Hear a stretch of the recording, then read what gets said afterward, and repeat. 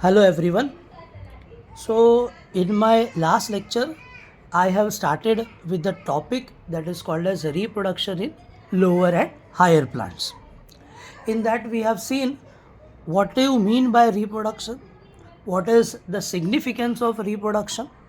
We have seen the mode of reproduction, that is one is called as asexual reproduction and another one is called as sexual reproduction. We have discussed, right? After that we have discussed in detail how the lower organism reproduce asexually, that is by four methods if you remember: binary fission, budding, sporulation and fragmentation. And after that we have seen how the asexual reproduction takes place in higher plants, right? That is by natural method and artificial method. In artificial method we have seen three method. One is called as cutting, another one is called as grafting and third one is called as tissue culture. तो ये सारे topics हम लोगों ने last lecture में discuss किए थे. आई hope आप लोगों ने ये लेक्चर्स के वीडियो देखे होंगे. ओके, अब हम लोग आगे पढ़ते हैं. That is we are going to discuss about the sexual reproduction in plants. Okay, so basically what do you mean by a sexual reproduction? As I said before also, sexual reproduction means when there is fusion of gametes. यहाँ पर दो male female compatible gametes का fusion होता है. Okay, gametes यहाँ पर form होते हैं. यहाँ पर मियोसिस इन्वॉल्व होगा गैमेट के फॉर्मेशन के लिए और फिर आगे जाकर जाइगोट बनेगा. तो इस टाइप के रिप्रोडक्शन को हम लोग क्या बोलते हैं? सेक्सुअल रिप्रोडक्शन बोलते हैं. ओके, अब ये सेक्सुअल रिप्रोडक्शन जो है किस तरीके से हम लोगों को देखने को मिलेगा? सेक्सुअल रिप्रोडक्शन के अंदर दो इवेंट्स, मेजर इवेंट्स इन्वॉल्व होते हैं और दो मेजर इवेंट्स जो इसके अंदर इन्वॉल्व है उसको हम लोग क्या बोल रहे हैं? That is called as meiosis and another one is called as fusion of gametes. जब कभी भी गैमेट्स का फ्यूजन हो जाता है तो हम लोग को यहाँ पर डिप्लॉयड जाइगोट देखने को मिलेगा. मेल गैमेट्स हैप्लॉयड होते हैं और फीमेल गैमेट्स भी हैप्लॉयड होते हैं. When there is a fusion of gametes then it will start forming the diploid zygote. और ये जो zygotes बनेंगे यहाँ पर ये जेनेटिकली डिसिमिलर ऑफस्प्रिंग होंगे. प्रीवियस लेक्चर में भी बताया था क्यों डिसिमिलर ऑर्गेनिज्म हो गए, क्योंकि यहाँ पर मेल और फीमेल गैमेट्स के जेनेटिक मटेरियल क्रॉस ओवर होते हैं. ओके, अब इस सेक्सुअल रिप्रोडक्शन के अंदर क्या क्या इवेंट्स इन्वॉल्व होते हैं या फिर वी कैन से क्या क्या स्टेजेस इन्वॉल्व होते हैं? तो सबसे पहले यहाँ पर गैमेट्स का फॉर्मेशन होगा मियोसिस के थ्रू. फिर उसके बाद जो गैमेट्स बन जाएंगे तो वो फ्यूज्ड होंगे. फ्यूज होने के बाद जाइगोट का फॉर्मेशन और जाइगोट डेवलप होगा एम्ब्रियो में और वो प्रोसेस को हम लोग क्या बोलते हैं? एम्ब्रियोजेनेसिस बोलते हैं. अब अगर हम लोग स्टेजेस देखेंगे सेक्सुअल रिप्रोडक्शन के तो पहला आता है प्री फर्टिलाइजेशन, दूसरा आता है फर्टिलाइजेशन और तीसरा आता है पोस्ट फर्टिलाइजेशन. ये तीन इवेंट्स में हम लोग को सेक्सुअल रिप्रोडक्शन देखने को मिलता है. प्री फर्टिलाइजेशन में there will be a formation of male and female gametes by meiosis. Fertilization में there will be a fusion of male and female gamete and formation of zygote. फिर ये zygote आगे जाकर एम्ब्रियो में किस तरीके से कन्वर्ट होते हैं, सीड्स कैसे फॉर्म होता है, फ्रूट्स कैसे फॉर्म होता है, that stage is called as post fertilization. I hope आप लोगों को इतना समझ में आया. तो सेक्सुअल रिप्रोडक्शन के अंदर कितने इवेंट्स होते हैं? दो इवेंट्स हम लोगों को सेक्सुअल रिप्रोडक्शन के अंदर देखने को मिलते हैं. कौन से दो इवेंट्स हम लोग को इसके अंदर देखने को मिलेंगे? पहला इवेंट जो इसके अंदर होगा that will be called as meiosis. पहला इवेंट जो इसके अंदर इन्वॉल्व होगा उसको हम लोग क्या बोलेंगे? मियोसिस बोलेंगे. दूसरा जो इवेंट इसके अंदर इन्वॉल्व होता है, ओके, सेकेंड इवेंट जो दूसरा इवेंट इसके अंदर इन्वॉल्व होगा that will be called as fusion of gametes. दूसरा इवेंट जो इन्वॉल्व होगा उसको हम लोग क्या बोलेंगे? फ्यूजन ऑफ गैमेट्स बोलेंगे. अब ये सेक्सुअल रिप्रोडक्शन के मेन कैरेक्टरिस्टिक्स क्या है? तो मेन कैरेक्टरिस्टिक्स इसके अंदर ये है कि यहाँ पर गैमेट्स का फ्यूजन, जाइगोट का फॉर्मेशन और एम्ब्रियोजेनेसिस होता है. एम्ब्रियोजेनेसिस का मतलब फॉर्मेशन ऑफ एम्ब्रियो. ओके, क्या क्या स्टेजेस इसके अंदर इन्वॉल्व है? तो बेसिकली इसके अंदर तीन स्टेजेस हम लोगों को देखने को मिलेंगे. कौन से तीन स्टेजेस देखने को मिलेंगे? पहला है that is called as pre fertilization. दूसरा है that is called as fertilization, और तीसरा है पोस्ट फर्टिलाइजेशन। प्री फर्टिलाइजेशन में हम लोग को याद रखना है कि there will be a formation of gametes, gametes का यहाँ पर फॉर्मेशन होने वाला है। फर्टिलाइजेशन में गैमेट्स का फ्यूजन होगा, और पोस्ट फर्टिलाइजेशन में जाइगोट बन के, एम्ब्रियो बन के सीड्स और फ्रूट किस तरीके से डेवलप होते हैं प्लांट्स के अंदर। तो ये चीज़ें हम लोग को इसके अंदर सीखनी होती है, इसी को हम लोग सेक्सुअल रिप्रोडक्शन बोलते हैं। अब जो प्लांट्स के अंदर जो सेक्सुअल रिप्रोड्यूस करने के लिए पार्ट इन्वॉल्व है उसको हम लोग क्या बोलते हैं, फ्लावर। ये फ्लावर का स्ट्रक्चर आप लोगों ने 11th स्टैंडर्ड में भी पढ़ा हुआ है। The reproductive organ of the plant which help in sexual reproduction is called as flower. तो ये डेफिनेशन है फ्लावर का। हाईली कंडेंस मॉडिफाइड शूट है जो इस तरीके से डिज़ाइंड होता है कि प्लांट जो है रिप्रोड्यूस कर सके सेक्सुअली, तो इसको हम लोग क्या बोलते हैं, फ्लावर बोलते हैं। अब ये फ्लावर के जो पार्ट्स हैं उसको हम लोग बोलेंगे फ्लोरल वर्ल्स। क्या बोलेंगे हम लोग उसको, फ्लोरल वर्ल्स बोलेंगे। अब ये जो फ्लोरल वर्ल्स हैं ये फंक्शंस के हिसाब से दो कैटेगरी में डिवाइड किए जाते हैं। एक को हम लोग बोलते हैं essential floral whorl and another one is called as non-essential floral whorl. Essential floral whorls means what? The floral whorls which participate in sexual reproduction. जो ऐसे फ्लोरल वर्ल्स जो पार्टिसिपेट करेंगे सेक्सुअल रिप्रोडक्शन में उसी को हम लोग क्या बोलेंगे, that is called as essential floral whorls बोलेंगे। जैसे कि इसके अंदर दो आते हैं, एक है एंड्रोशियम जो कि मेल रिप्रोडक्टिव पार्ट है, और एक होता है गाइनोशियम जो कि फीमेल रिप्रोडक्टिव पार्ट है। याद रखो ये सब चीज़ें हम लोगों ने 11th स्टैंडर्ड में पढ़ी हुई है, it is just a repetition. Okay, तो फ्लोरल वर्ल्स क्या है, they are the parts of the flower. Floral whorls functions के हिसाब से कितने टाइप के होते हैं, दो टाइप के होते हैं। एक को हम लोग बोलते हैं androecium, that is the male reproductive part, और फ्लावर के अंदर दूसरा फीमेल रिप्रोडक्टिव पार्ट है जिसको हम लोग क्या बोलते हैं, गाइनोशियम बोलते हैं। ओके, और जो नॉन इसेंशियल फ्लोरल वर्ल्स हैं उनका फंक्शन रिप्रोडक्शन को छोड़कर, सेक्सुअल रिप्रोडक्शन को छोड़कर कोई दूसरे फंक्शंस ये लोग परफॉर्म करेंगे। जैसे कि इसमें एग्जांपल अगर आप डायग्राम देखोगे तो एक स्टॉक लाइक स्ट्रक्चर आपको दिखाई देगा, और वो स्टॉक लाइक स्ट्रक्चर को हम लोग क्या बोल रहे हैं, that is called as pedicel या फिर पेडेंकल। ओके, अब ये पेडिसल और पेडेंकल का काम क्या होता है, तो ये फ्लावर को और ब्रांचेस को जोड़ने में मदद करता है, तो इसका ये फंक्शन है, लेकिन ये सेक्सुअल रिप्रोडक्शन में पार्टिसिपेट नहीं करता है। पेडिसल के ऊपर एक सोलन पार्ट होता है जिसको हम लोग थैलेमस या फिर रिसेप्टिकल बोलते हैं। इस रिसेप्टिकल के ऊपर सारे फ्लोरल वर्ल्स जो है वो अटैच होते हैं। ओके, चाहे वो इसेंशियल हो या फिर नॉन इसेंशियल हो, ये इसका रोल है। फिर next non essential floral whorl आता है हमारा जिसको हम लोग बोलते हैं सेपल्स। सेपल्स को हम लोग कैलिक्स भी बोलते हैं। सेपल्स कैसे होते हैं, sepals are nothing but a green leaf like structure, और ये कैलिक्स जो है, सेपल्स जो है, ये फ्लोरल वर्ल्स को, इसेंशियल और नॉन इसेंशियल को प्रोटेक्शन देने का काम करते हैं जब फ्लावर हमारा बर्ड स्टेज में होगा। और बीइंग ग्रीन इन कलर, तो ये फोटोसिंथेसिस में भी हम लोगों को मदद कर सकते हैं, तो ये इसका फंक्शन है। फिर next essential non essential floral whorl आता है हमारा, that is called as petals.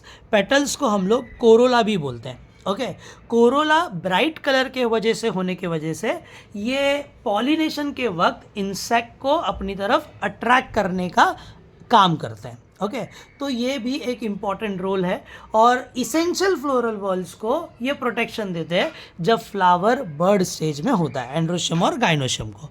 Getting it? तो ये चार नॉन इसेंशियल फ्लोरल वर्ल्स हैं जो हम लोग को देखने को मिलते हैं। कौन से हैं? Petals, petals are also known as corolla. Pedicel, pedicel को हम लोग पेडेंकल भी बोलते हैं। रिसेप्टिकल्स जिसको हम लोग थैलेमस भी बोलते हैं। सेपल्स जिसको हम लोग कैलिक्स भी बोलते हैं। तो ये चार नॉन इसेंशियल फ्लोरल वर्ल्स हैं जिनका फंक्शन रिप्रोडक्शन को छोड़कर कई और जगहों पर होता है। ओके, और जो रिप्रोडक्शन में पार्टिसिपेट करते हैं उसको हम लोग बोलते हैं इसेंशियल फ्लोरल वर्ल, जिसको हम लोग बोल रहे हैं एंड्रोशियम और gynoecium. The individual member of androecium is called as stamen. Individual members जो होते हैं एंड्रोशियम के उसको हम लोग क्या बोलते हैं? स्टेमेन बोलते हैं। और individual member of gynoecium are called as what? Carpels. क्या बोलते हैं हम लोग उसको? कार्पल्स बोलते हैं। ओके अब इंडिविजुअली हम लोग डिटेल में पढ़ेंगे कि स्टेमन के अंदर क्या प्रेजेंट होता है और कार्पल के अंदर क्या प्रेजेंट होता है। ये डायग्रामेटिक रिप्रेजेंटेशन वाला क्वेश्चन है जो आपको एग्जाम में पूछ सकता है 3 मार्क्स के लिए। कितने मार्क्स के लिए पूछेगा ये क्वेश्चन? आपको 3 मार्क्स के लिए पूछेगा। Draw NEET label diagram of basic structure of flower, vertical section of flower, ऐसे भी पूछ सकता है। या फिर डायग्राम दिया हुआ रहेगा and you have to do the labelling part. तो इस तरीके से ये क्वेश्चन आपको एग्जाम में पूछ सकता है। डायग्राम बेस्ड ये क्वेश्चन है। Getting it? समझ में आया सबको? यहाँ तक आई होप सबको समझ में आया रहेगा कि सेक्सुअल रिप्रोडक्शन क्या होता है, कौन से इवेंट्स उसके अंदर होते हैं, और बेसिक स्ट्रक्चर जो प्लांट्स के अंदर सेक्सुअल रिप्रोडक्शन करता है उसको हम लोग क्या बोलते हैं? फ्लावर। और फ्लावर्स के कौन से पार्ट्स हम लोगों को देखने को मिलेंगे। तो इस तरीके से ये हमारा रिप्रोडक्शन पार्ट है जो हम लोगों को देखने को मिलता है। अब हम लोग किसके बारे में बात करेंगे? तो स्ट्रक्चर ऑफ एंथर के बारे में हम लोग डिस्कस करने वाले हैं, या फिर हम लोग एंड्रोशियम के बारे में डिस्कस करेंगे कि एंड्रोशियम कैसा होता है, इंटरनली कैसा होता है, क्या क्या पार्ट्स उसके अंदर प्रेजेंट होते हैं। So as I said before also, androecium is considered to be the male reproductive floral whorl. Androecium क्या है? Male reproductive floral whorls हैं जिसके definite number of individual members को हम लोग क्या बोलेंगे? स्टेमन बोलेंगे। ओके इंडिविजुअल मेंबर्स को हम लोग क्या बोलते हैं? That is called as what? That is called as stamen. क्या बोलते हैं हम लोग उसको? स्टेमन बोलते हैं इंडिविजुअल मेंबर्स को। So what is androecium? Androecium is the male reproductive floral wall having definite number of individual members and are called as stamen. अब इस स्टेमन के अंदर क्या क्या चीज़ें प्रेजेंट होती है? तो स्टेमन के अंदर बेसिकली 3 चीज़ें प्रेजेंट है। One is called as anther, एक तो होता है एंथर, दूसरा होता है फिलामेंट, और तीसरा होता है कनेक्टिव। ओके ये 3 पार्ट मिलकर हमारा स्टेमन बनता है, anther, filament and connective. Internally अगर एंथर को देखोगे तो ये एंथर डायथिकस है। डायथिकस का मतलब क्या होता है? As you can see in the diagram, इसके कितने लोब्स आपको दिखाई देंगे? यहाँ पर 2 लोब्स दिखाई दे रहे हैं। जब कभी 2 लोब वाला एंथर होगा तो उसको हम लोग क्या बोलेंगे? That is called as dithecous anther and it is considered to be tetralocular. ये एंथर जो है टेट्रालोक्यूलर होता है। टेट्रालोक्यूलर भी बोल सकते हो, टेट्रास्पोरेंजिएट भी हम लोग इसको बोल सकते हैं। टेट्रालोक्यूलर इसको हम लोग क्यों बोलते हैं? बिकॉज इसके अंदर अगर आप इसको ट्रांसफर सेक्शन कट करोगे तो आपको इसके अंदर 4 आपको इसके अंदर पोलन सैक्स दिखाई देंगे। जैसे ये डायग्राम में आपको दिखाई दे रहा है, कितने चैम्बर्स इसके अंदर दिखाई देंगे? आपको 4 चैम्बर्स आपको दिखाई देंगे। एक यहाँ पर है, एक यहाँ पर है, एक यहाँ पर है और एक यहाँ पर है। तो ऐसे 4 चैम्बर्स इसके अंदर दिखाई देते हैं, इसीलिए इसको हम लोग क्या बोलते हैं? टेट्रालोक्यूलर। ओके तो जो हमारे एंथर होते हैं वो कैसे होते हैं? डायथिकस, बिकॉज इसके अंदर कितने लोब्स प्रेजेंट है? 2 लोब्स हैं। ओके इसको हम लोग टेट्रालोक्यूलर या टेट्रास्पोरेंजिएट भी बोलते हैं, क्योंकि इसके अंदर जो स्पोरेंजिया या फिर माइक्रोस्पोरेंजिया प्रेजेंट होता है उसके अंदर कितने चैम्बर्स प्रेजेंट होते हैं? 4 चैम्बर, जिसको हम लोग पोलन सैक, पोलन चैम्बर या माइक्रोस्पोरेंजिया भी बोल सकते हैं। ओके अब हर एक माइक्रोस्पोर मदर सेल्स जो इसके अंदर प्रेजेंट होंगे वो मियोटिकली डिवाइड करेंगे। ओके मियोसिस से डिवाइड करते हैं। इसके अंदर एक सेल्स प्रेजेंट होते हैं जिसको हम लोग बोलते हैं माइक्रोस्पोर मदर सेल्स। ये माइक्रोस्पोर मदर सेल्स जो है किस तरीके से डिवीजन करते हैं? तो मियोटिकली, मतलब मियोसिस से डिवीजन करते हैं। और जब कभी भी मियोसिस से डिवीजन होता है तो 4 सेल्स बनते हैं, और वो चारों सेल्स कैसे होंगे? Haploid in nature. आपको पता है सेल डिवीजन में हम लोगों ने पढ़ा है मियोसिस कौन से सेल्स करते हैं? Diploid sales. जब डिप्लॉइड सेल्स मियोसिस करेंगे तो 4 सेल्स बनेंगे, और 4 सेल्स कैसे होंगे? Haploid in nature. और 4 हैप्लॉइड सेल्स जो इसके अंदर बनते हैं उसको हम लोग माइक्रोस्पोर या फिर पोलन ग्रेन्स बोलते हैं।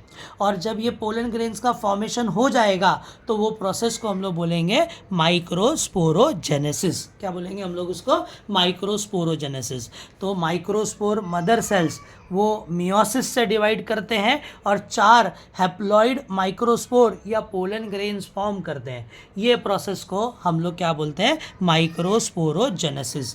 1 मार्क्स के लिए ये डेफिनेशन एग्जाम में आपको पूछ सकता है कि माइक्रोस्पोरोजेनेसिस क्या होता है। यहाँ तक समझ में आया? तो this is about the androecium part, कि हमारा जो एंड्रोशियम है वो किस तरीके से हम लोग को देखने को मिलेगा। Okay, now coming to the structure of anther. अब ये before going into the detail of structure of anther detail में हम लोग पढ़ने से पहले हम लोग देखने की कोशिश करेंगे कि जो हमारा एंथर है वो किस तरीके से डेवलप होता है, उसके अंदर कितने वॉल लेयर्स प्रेजेंट होते हैं। तो जब कभी भी हमारा एंथर इमैच्योर स्टेज पे प्रेजेंट होगा तो ये बना हुआ रहता है पैरेनकाइमेटस टिश्यूज से। ओके, ये पैरेनकाइमस टिश्यूज जो है वो सराउंडेड होते हैं by the single layer which is called as epidermis. तो जब हमारा एंथर इमैच्योर फॉर्म में प्रेजेंट होगा तो वो क्या रिप्रेजेंट करेगा, ग्रुप ऑफ पैरेनकाइमेटस टिश्यूज। मतलब इन शॉर्ट वो किससे बना हुआ रहता है, पैरेनकाइमा सेल से बना हुआ रहता है। ओके, ये पैरेनकाइमा सेल्स को सराउंड करने के बाद एक लेयर फॉर्म होती है और वो लेयर को हम लोग, सिंगल लेयर को हम लोग क्या बोलते हैं, एपिडर्मिस बोलेंगे। Okay, now the differentiation will arises when hypodermal cells undergo transformed into the archesporium cells. अब क्या होगा कि ये जो एपिडर्मिस के नीचे की तरफ कुछ लेयर्स है सेल्स की, उस लेयर को जो एपिडर्मिस के नीचे प्रेजेंट है उसको हम लोग बोलते हैं हाइपोडर्मिस। क्या बोलते हैं हम लोग उसको, हाइपोडर्मिस। और इसके सेल्स को हम लोग क्या बोलेंगे, हाइपोडर्मल सेल बोलेंगे। अब ये हाइपोडर्मल सेल जो है वो ट्रांसफर्ड होता है, मतलब डिफ्रेंशिएशन में जाते हैं और डिफ्रेंशिएट होने के बाद क्या बनाएंगे, आर्किस्पोरियल सेल्स बनाएंगे। अब ये आर्किस्पोरियल सेल्स जो है आगे जाकर डिवाइड होते हैं and they divide into 2 types of cell. One is called as inner microsporangious cell and another one is called as outer primary parietal cell. Okay, तो ये जो आर्किस्पोरियम सेल्स हैं वो क्या बनाने वाले हैं, हमारे आर्किस्पोरियम सेल्स जो है वो आगे जाकर डिवाइड होंगे और 2 लेयर सेल्स की बनाएंगे। एक अंदर की तरफ जिसको हम लोग बोलेंगे स्पोरेंजीनियस सेल्स, और जो बाहर की तरफ प्रेजेंट होगी उसको हम लोग क्या बोलेंगे, प्राइमरी पैराइटल सेल्स बोलेंगे। ओके, स्पोरेंजीनियस टिश्यूज जो होते हैं, ये सेल्स जो होते हैं ये डेवलप करते हैं माइक्रोस्पोर्स को जो टेट्राड फॉर्म में बनेगा, और जो पैराइटल सेल्स है they will undergo division and they will form anther wall layer. Okay, तो ये चीज़ हम लोग को यहाँ पर याद रखनी है कि किस तरीके से इमैच्योर एंथर जो है वो यहाँ पर डेवलप हो रहा है। ओके, तो कैसे डेवलप हो रहा है एंथर हमारा, तो सबसे पहले इमैच्योर स्टेज जो है एंथर की, उसके अंदर पैरेनकाइमेटस टिश्यूज प्रेजेंट है जिसको सराउंड करके एक सिंगल लेयर एपिडर्मिस की प्रेजेंट है।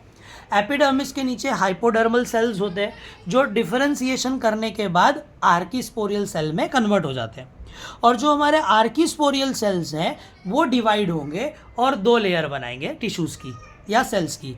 Inner layer of cells is called as sporangineous cell and outer layer will be called as primary parietal cell. Sporogenous tissues जो है वो माइक्रोस्पोर बनाने में मदद करेंगे और पैराइटल सेल्स जो है वो वॉल लेयर, एंथर की जो होती है 4 वॉल लेयर होती है, वो वॉल लेयर्स बनाने में हम लोग को मदद करते हैं। तो इस तरीके से हमारा जो एंथर है वो डेवलप होना चालू होता है। आई होप आपको ये बात समझ में आई कि किस तरीके से एंथर हमारा फॉर्म होना चालू होता है। अब हम लोग डायग्राम देखते हैं। ओके, डायग्राम में हम लोग को पता चल जाएगा कि क्या क्या लेयर्स हमारे एंथर के अंदर प्रेजेंट होते हैं। ओके, तो एंथर के अंदर हम लोग जो बोल रहे हैं कि 4 वॉल लेयर्स प्रेजेंट होती है, तो सबसे पहले जो बाहर की वॉल लेयर प्रेजेंट होती है उसको हम लोग क्या बोलते हैं, endodermis. As you can see in the diagram, यहाँ पर आपको फ्लैट सिंगल वॉल लेयर दिखाई देगी जिसको हम लोग क्या बोलेंगे, एंडोडर्मिस बोलेंगे। ओके, फिर एंडोडर्मिस के जस्ट नीचे एक single wall layer cells present होती है, और वो single wall layer of cell को हम लोग बोलते हैं एंडोथीशियम। क्या बोलते हैं हम लोग इसको? Endothecium. As you can see in the diagram, second layer of cell will be called as endothecium. तो कितनी? 2 वॉल लेयर है। जो आउटर मोस्ट वॉल लेयर है इसके अंदर, उसको हम लोग बोल रहे हैं एपिडर्मिस, और दूसरी इसके जस्ट नीचे की तरफ प्रेजेंट है, उसको हम लोग क्या बोल रहे हैं? एंडोथीशियम बोल रहे हैं। अब एंडोथीशियम के नीचे एक वॉल लेयर प्रेजेंट होती है, जिसको हम लोग बोलते हैं मिडल वॉल लेयर। क्या बोलते हैं हम लोग उसको? मिडल वॉल लेयर बोलते हैं, जो एंडोथीशियम के जस्ट नीचे प्रेजेंट होती है। और ये मिडल वॉल लेयर जो है, ये 1 to 3 parenchyma layer of cell से ये बनी हुई होती है। इसको हम लोग क्या बोलते हैं? मिडल वॉल लेयर, इसको हम लोग बोल सकते हैं। ओके, तो ये तीसरी वॉल लेयर हो गई। और चौथी वॉल लेयर जो है वो प्रेजेंट होगी माइक्रोस्पोरेंजिया के अंदर, जिसको हम लोग बोलते हैं टैपेटम, जो एकदम अंदर की तरफ प्रेजेंट होती है, जो नरिशमेंट देने का काम करती है, और पोलन ग्रेन के आउटर लेयर एक्साइन को फॉर्म करने में ये हम लोग को मदद करेगी। तो ये 4 वॉल लेयर्स हैं जो हम लोग को देखने को मिलेगी ट्रांसफर सेक्शन ऑफ एंथर में। तो कौन सी 4 वॉल लेयर है ट्रांसफर सेक्शन ऑफ एंथर में? Outer most wall layer is called as epidermis. फिर उसके बाद दूसरी वॉल लेयर आती है, जिसको हम लोग बोलते हैं एंडोथीशियम, जो एपिडर्मिस के जस्ट बिलो प्रेजेंट है। फिर एंडोथीशियम के जस्ट नीचे की तरफ 3 layer of parenchyma cells present है, जिसको हम लोग मिडल लेयर बोलते हैं, जो स्पोरेंजिया को सराउंडेड होती है। फिर उसके बाद इनर मोस्ट वॉल लेयर आती है, जिसको हम लोग बोलते हैं टैपेटम, एकदम अंदर की तरफ ये प्रेजेंट होती है, जो डेवलपिंग पोलन ग्रेन्स को, उसके एक्साइन्स को नरिशमेंट प्रोवाइड करने का काम करती है। और जो पोलन सैक है उसके अंदर हमारे पोलन ग्रेन्स प्रेजेंट होते हैं। तो ये सारे लेबलिंग वाले पार्ट्स है जो हम लोग को याद रखना है कि किस तरीके से ट्रांसफर सेक्शन ऑफ एंथर हम लोगों को दिखाई देता है। तो ये डायग्राम जो है वो बहुत इंपॉर्टेंट है, बटरफ्लाई शेप में आपको ये दिखाई देगा। ओके, इसके अंदर 4 सर्कल्स आपको बनाने हैं, जिसको नाम देंगे आप माइक्रोस्पोरेंजिया या पोलन सैक या पोलन चैम्बर। इसके अंदर जो लेयर प्रेजेंट होगी वो कौन सी होगी? टैपेटम की। और टैपेटम के अंदर की तरफ हम लोग को क्या देखने को मिलेगा? पोलन ग्रेन्स टेट्राड फॉर्म में हम लोग को देखने को मिलता है।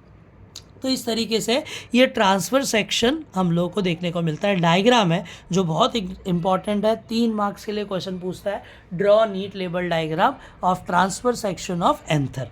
तो ये डायग्राम हमको बनाने के लिए आना चाहिए। अब यहाँ पर डिटेल दिया हुआ है कि एपिडर्मिस क्या है। तो what is this epidermis? Epidermis is the outer most common wall layer of the anther, जो फ्लैटेंड सेल से बनी हुई है। और इसका काम क्या होता है कि ये हम लोगों को प्रोटेक्शन देने का काम करती है। जैसे हमारे ऊपर भी एपिडर्मिस प्रेजेंट है, स्किन प्रेजेंट है, स्किन प्रोटेक्शन देती है, वैसे ही एपिडर्मिस एंथर को प्रोटेक्शन देने का काम करती है, इसका रोल है। एंडोथीशियम जो है वो इंटरनल है टू एपिडर्मिस, मतलब एपिडर्मिस के नीचे की तरफ प्रेजेंट होती है। ये भी सिंगल लेयर से ही बनी हुई होती है, शॉलो ग्रूव्स में प्रेजेंट होती है बिटवीन दी 2 माइक्रोस्पोरेंजिया।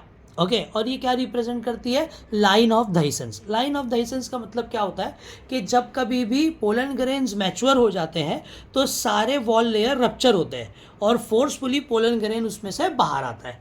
तो ये क्या रिप्रेजेंट करेगी? लाइन ऑफ धाइसेंस को। मतलब जब कभी भी पोलन ग्रेन मैच्योर हो जाएंगे तो ये रप्चर हो जाएगी वॉल लेयर, और पोलन ग्रेन्स इसमें से बाहर निकलने की कोशिश करेंगे। ओके, तीसरी वॉल लेयर कहाँ पर प्रेजेंट है? मिडल वॉल लेयर है, जो बिलो एंडोथीशियम में प्रेजेंट है। ये कितने लेयर से बनती है? 1 to 3 layer of parenchyma cells. सारे पोलन ग्रेन्स को ये सराउंड करके रखती है। ये लेयर भी डीजनरेट होती है जब कभी भी पोलन ग्रेन्स मैच्योर हो जाएंगे। फिर चौथी इनर मोस्ट वॉल लेयर है, जिसको हम लोग बोल रहे हैं टैपेटम, जो माइक्रोस्पोरेंजियम को सराउंड करके रखी हुई है। टैपेटम्स के सेल्स लार्ज होते हैं, डेंस साइटोप्लाज्म इसके अंदर प्रेजेंट होता है, और ये क्या काम करता है? नरिशमेंट, न्यूट्रिएंट प्रोवाइड करता है स्पोरेंजीनियस टिश्यूज़ को, माइक्रोस्पोर को।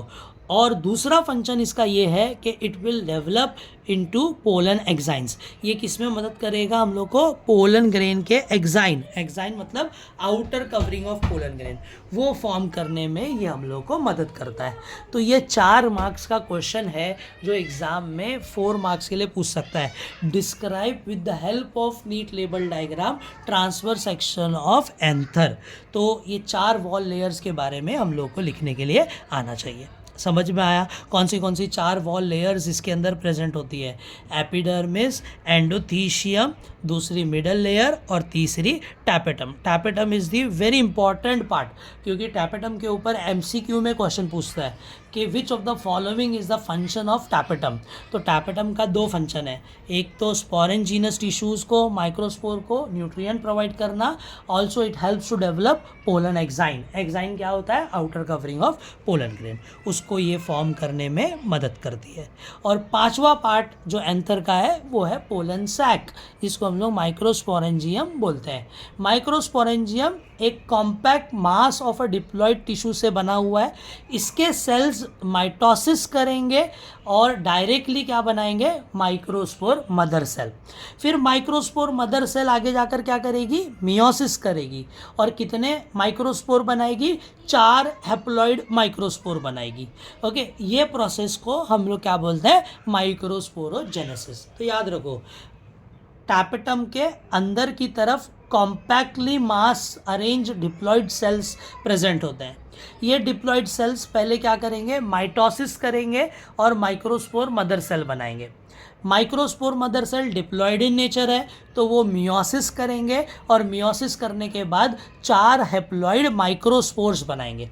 ओके, यही प्रोसेस को हम लोग माइक्रोस्पोरोजेनेसिस बोलते हैं। तो याद रखना, माइक्रोस्पोरोजेनेसिस जो है वो माइक्रोस्पोरेंजियम या पोलन सैक के अंदर हम लोगों को देखने को मिल जाता है। ओके, तो इस तरीके से ये 5 पार्ट्स है जो आपको एक्सप्लेन करना पड़ेगा जब transfer section of anther exam में 4 मार्क्स के लिए पूछेगा तो। ओके, समझ में आया? किसी को कुछ डाउट? ये सब इस तरीके से एग्जाम में क्वेश्चन पूछ सकता है। अब आते हैं हम लोग एक छोटे से टॉपिक के ऊपर, that is called structure of pollen grain. अब ये जो पोलन ग्रेन्स हैं वो किस तरीके से होते हैं, ये क्वेश्चन जो है डायग्राम के लिए पूछ सकता है 2 मार्क्स के लिए। कितने मार्क्स के लिए पूछेगा? सिर्फ ड्रॉ नीट लेबल डायग्राम पूछ सकता है 2 मार्क्स के लिए। Okay, draw NEET label diagram of pollen grain का स्ट्रक्चर। ओके, तो ये डायग्राम आपको बनाना पड़ेगा। और 3 मार्क्स के लिए पूछेगा तो विथ एक्सप्लेनेशन पूछेगा कि describe the structure of pollen grain. तो हम लोग अभी डिस्क्रिप्शन भी इसका देखेंगे, तो 3 मार्क्स के लिए भी पूछता है और ये क्वेश्चन एग्जाम में 2 मार्क्स के लिए भी पूछ सकता है। Okay, now first of all ये पोलन ग्रेन्स होता कैसा है? तो सारे पोलन ग्रेन्स जो होते हैं वो यूनिसेलुलर होते हैं। इनिशियली ये किससे बने हुए होते हैं? एक ही सेल से बनते हैं। आगे जाकर इनके सेल और न्यूक्लियस डिवाइड होते हैं, तब जाके 2 सेल स्टेज और 3 सेल स्टेज बनता है। वो हम लोग आगे पढ़ेंगे कि कैसे होता है। लेकिन इनिशियली पोलन ग्रेन्स जो है हमारे वो कैसे होंगे? यूनिसेलुलर होंगे। कैसे होते हैं ये? यूनिसेलुलर हम लोग को देखने को मिल सकते हैं। ओके, तो सबसे पहला पॉइंट यूनिसेलुलर है। यूनि न्यूक्लिएटेड है, मतलब एक ही न्यूक्लियस इसके अंदर प्रेजेंट होगा।